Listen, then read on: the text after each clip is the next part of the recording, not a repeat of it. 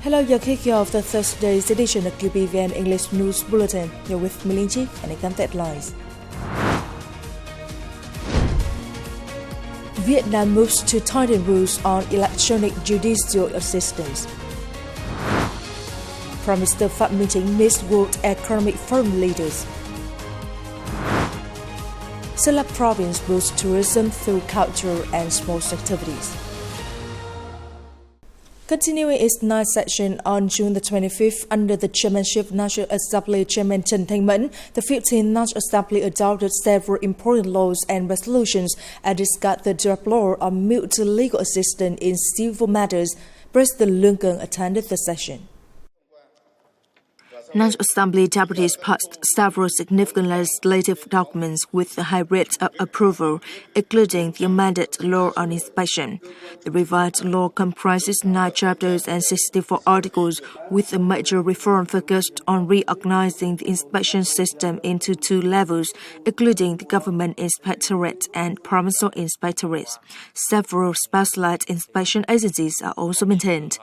The National Assembly held a plenary session on the draft law on mutual legal assistance in civil matters. Some deputies proposed adding the principle of reciprocity to Article Number 6, emphasizing its importance in international legal cooperation. Others called for a regularly updated list of accepted languages per country to be made publicly available on the Mutual Legal Assistance Information System, aiming to reduce translation costs and speed of case handling. On the sidelines of the 16th annual meeting of the new champions of the World Economic Forum in Tianjin, China, on June the 25th, Prime Minister Phạm Minh Chính held separate meetings with his counterparts from Kazakhstan, Ajibek Kasismajev, and Ecuadorian President Daniel Noboa. A meeting with his Kazakhstan's counterpart, Prime Minister Phạm Minh Chính emphasized that Vietnamese militaries and agencies are toughly implementing agreements reached by the 2 countries' leaders. He proposed enhancing economic and trade cooperation, including the development of railway connectivity between the 2 countries, which will also strengthen links with Central Asian nations. Prime Minister Kasismajev agreed with Prime Minister Phạm Minh Chính proposals to strengthen bilateral ties, including the establishment of a Vietnam-Kazakhstan Intergovernmental Committee this year and the signing of key agreements in economy, trade and investment. He invited Prime Minister Phạm Minh Chính and other Vietnamese leaders to visit Kazakhstan at an early date. The 2 sides agreed to strengthen extensive political dialogue and exchanges at all levels, especially at the high level and between their governments, military sectors and localities. They also committed to closely coordinating in effectively implementing agreements reached by high-ranking leaders and to further promoting all-around cooperation and mutual understanding between the 2 peoples. At this meeting with Ecuadorian President, Prime Minister Phạm Minh Chính affirmed that Vietnam attaches great importance to its multifaceted cooperation with Ecuador and proposes continued dialogue, negotiation, and signing of cooperation agreements in trade, investment, finance, and agriculture. He called on Ecuador to facilitate investment by Vietnam's VIET Group in telecommunications, 5G services, and digital transformation in Ecuador, contributing to development and job creation for local youth. The Ecuadorian president emphasized that Vietnam is an important partner of Ecuador while expressing his desire to expand cooperation in education and to promote people-to-people exchanges, especially among young people, between the 2 countries. The president welcomed Vietnamese enterprises' participation in Ecuador's 5G network development plans. Both sides agreed to step up high-level exchanges and delegation visits, strengthen the effectiveness of existing cooperation mechanisms, and promote trade and investment promotion activities, business connectivity, and collaboration in areas of mutual strength. They also exchanged views on several regional and international issues of shared interest. On June the 25th, the Party Committee of the General Staff and related agencies of the Ministry of National Defense convened a conference to issue a resolution guiding task implementation for the second half of 2025 under the chair of Senior Lieutenant General Phùng Sĩ Tấn, Deputy Chief of the General Staff and Secretary of the Party Committee of the General Staff, organs of the Ministry of National Defense. General Nguyễn Tân Cương, Chief of the General Staff and Deputy Defense Minister, attended the event. Since the beginning of the year, the Party Committee of the General Staff and related agencies of the Ministry of National Defense has led agencies to proactively innovate and enhance the quality and effectiveness of research, situation assessment, and overall advisory work, with a key focus being the successful implementation of apparatus restructuring and organization of the military parade, celebrating the 50th anniversary of the Self-Liberation and National Reification Day. General Nguyễn Tân Cương asked the Party Committee to continue leading and directing the synchronized and comprehensive implementation of training and combat readiness tasks. He emphasized organizing rigorous and absolutely safe parade rehearsals for the upcoming 80th celebration of the National Day, while calling for intensified emulation movements and activities leading up to major events, particularly the 80th anniversary of the General Staff's Foundation Day and the 19th Party Congress of the General Staff. The Sydney Corps on June the 25th organized a digital mass education training session, which was conducted in a hybrid format connecting 48 teleconference points. The training program aims to enhance signatures' understanding of digital citizens and bolster their commitment to the digital mass education movement. Recently, the Corps rigorously implemented Central Military Commission's Resolution 3488, especially deployed the military data transmission system to Tier 2 and Tier 3 units, establishing comprehensive digital transformation infrastructure across the military, and equipping all frontline units with extension network and competent resources. Furthermore, the Corps has established paperless meeting rooms, launched digital competency frameworks, cultivated core human resources, and developed specialized online contents, including dedicated resources for the digital mass education movement. On the morning of June the 25th, the Department of Military Training and Defense Education Management under the General Staff inspected the training station of troops in the working formation for the commemoration of the 80th anniversary of the August Revolution and National Day of Vietnam. Implementing the second phase of the combat training, the parade formations are divided into 3 training clusters.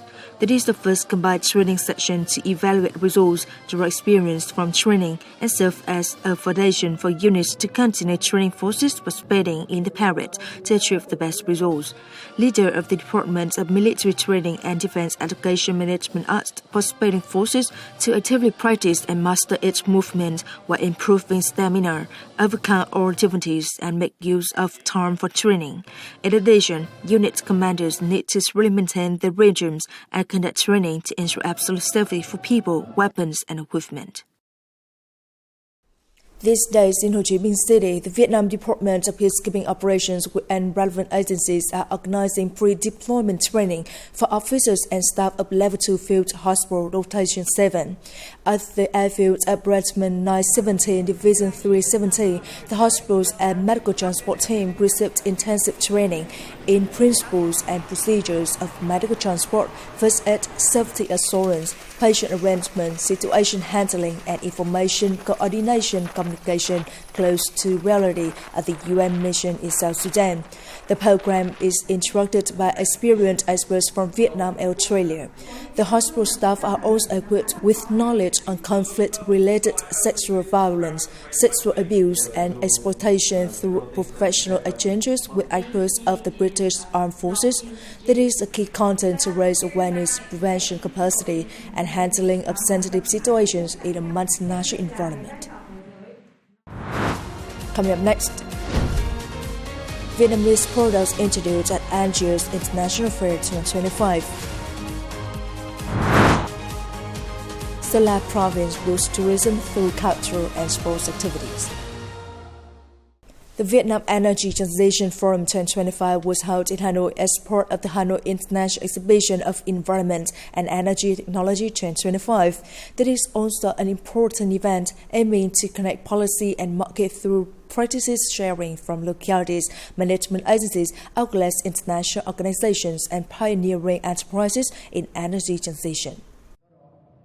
At the event, delegates focused on discussing and emphasizing that energy transition from fossil sources to renewable energy and energy saving is not only an urgent task, but also a strategic factor to protect the environment, minimize the impact of climate change, and promote sustainable socio-economic development. In particular, in 2024, Hanoi sold 537.39 million kilowatt per hour of electricity, equivalent to 2.3% of the total commercial electricity and reaching 1.67% compared to the forecast of the city's energy demand. The city also promotes the development of renewable energy with a total rooftop solar power capacity of over 102 megawatt peak. In addition, international experience from the Republic of Korea and partners in the Asia Green Network also provide many practical lessons for Vietnam on the path of energy transition. Energy transition is no longer a trend, it's inevitable, it's the trend of the times. In other words, it is the order of the times. Vietnam cannot stand outside, so to be exact, the transition from fossil energy to renewable energy in Vietnam is very difficult.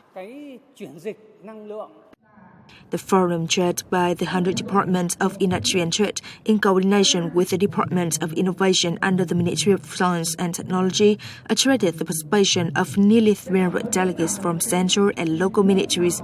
In the context of global efforts to respond to climate change, Vietnam is actively realizing its commitment to net zero emissions by 2050. The Vietnamese Embassy and Trade Office in Algeria are organizing a Vietnamese booth at Algiers International Fair 2025 in Algiers City. The event, underway from now to June the 20th, is themed for mutual and sustainable cooperation. This year's exhibition addressed nearly 700 Algerians and foreign exhibitors from 20 countries around the world, operating in almost all sectors. At the event, Vietnam's national booth showcases catalogs and product samples from over 30 Vietnamese companies, spanning key sectors such as agriculture, seafood, food and beverages, footwear, textiles, furniture, plastics, construction materials, and industrial machinery. Visitors on opening day showed strong interest in the Vietnam's booth, with many of them highly appreciating the product's quality. With its breathtaking natural landscape, cultural identity, and well-developed urban infrastructure, Mộc Châu Town of Sơn La Province possesses numerous advantages for organizing unique cultural events and exciting sport competitions.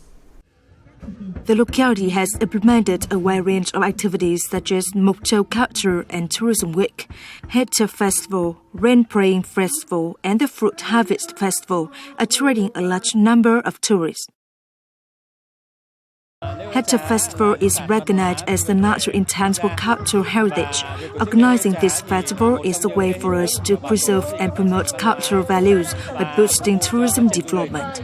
In addition to promoting its cultural advantages, Mộc Châu has embraced the rising trend of sports and adventure tourism. A series of large-scale sports events have been organized, including the Vietnam Trail Marathon, off-road motorcycle races, hot air ballooning, and paragliding activities, the International Yoga Day Festival. So the track this year is probably the hardest track I've done in Vietnam. There's insane river crossing where you have to zigzag. And how did I feel about it? It's fun, struggling. We wish to join hands with local authorities to spread cultural values of the locality, thus preserving and promoting such values to more visitors. Thanks to strategic planning and direction, Mộc Châu tourism has witnessed steady progress. The harmonious combination of preserving ethnic cultural identity with promoting sports tourism has created strong momentum for Mộc Châu to become an attractive destination on both the Vietnamese and international tourism maps. It is the end of the English News Bulletin today. Watch news again at QPVN.vn. Goodbye and see you next time.